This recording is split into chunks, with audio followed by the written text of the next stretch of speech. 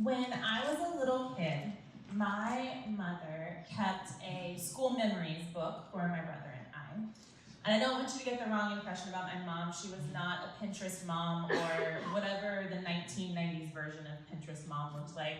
And I do not fault her for that, especially now that I am a working mother of two myself. And my work-life balance does not include, like my mother's before me, does not include time for homemade scrapbooks or often homemade dinner. But everybody gets fed and everybody's loved. And my brother and I had these school memory books.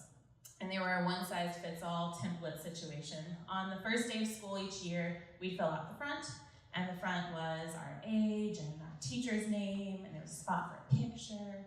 On the back, we would fill that out at the end of the school year with new friends, awards, and at the bottom, there was a checklist titled, What I Want to Be When I Grow Up. In kindergarten and first grade, I was still finding myself and figuring it out.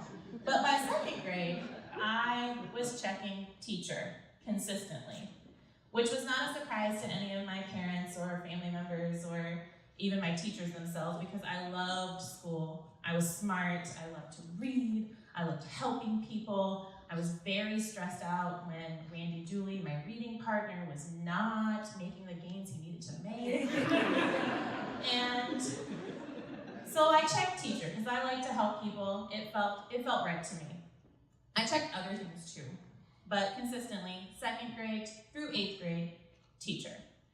And then in 8th grade, for those of you who don't teach 8th grade or choose to forget 8th grade, in 8th grade there's a real push for careers and making sure kids know their options, and they take the aptitude tests and the interest inventories, Job Spark and career fairs. So through one of those experiences, I was given a list of different careers and the starting salaries. And I was taken aback because I was smart. People told me I was smart. I was a leader. I could do anything that I wanted to do. I was told that over and over and over again. And that starting salary compared to the other things on the list, not for me. So I decided in high school I am not going to be a teacher. I do not know what I'm going to be, but it's not going to be that. So high school comes, college comes, and I have no real career path. I'm just taking classes and adding majors and minors and whatever I like to take. So it's senior year of college, and I'm all set to graduate with my bachelor's in English, psychology, with a minor in theater and gender studies. So all the very lucrative career paths that are opening up before me. So I go to a Teach for America info session, and everything about the pitch that Teach for America is giving me is right up my alley. This is for the best and the brightest. It's highly selective, it's competitive. It's for leaders on campus. It is for people who want to make a difference. It's for people who are a little bit scared to make life-altering decisions, but 2 years doesn't seem like such a commitment.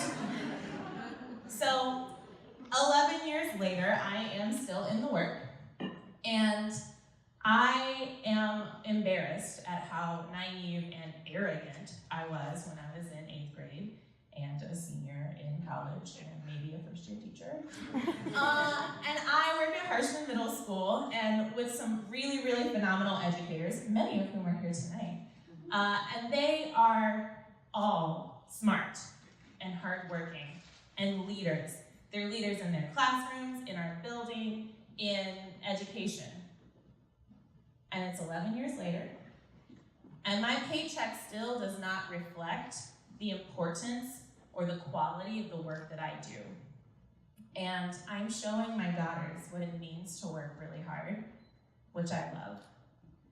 But it's hard. There are days when I sacrifice quality time to work hard for Harshman. There are days that I spend every ounce of patience that is allotted to me in a daily basis on middle school students, and when I get home, I am grouchy and I am tired, and that is hard. When I show up for my kids and I am not my best self, that is hard. So I want to elevate our profession, for our educators, for our students, and for my daughters. Because Lucy is 4, and pretty soon it's going to be time to ask her, what do you want to be when you grow up? And I don't want her to have to think twice because she's worried about supporting her family or paying her student loans or if she can travel. When I ask her, what do you want to be when you grow up? I don't want her or any other smart, hardworking leader to think twice about saying, teacher, that's what I want to be. Thank you.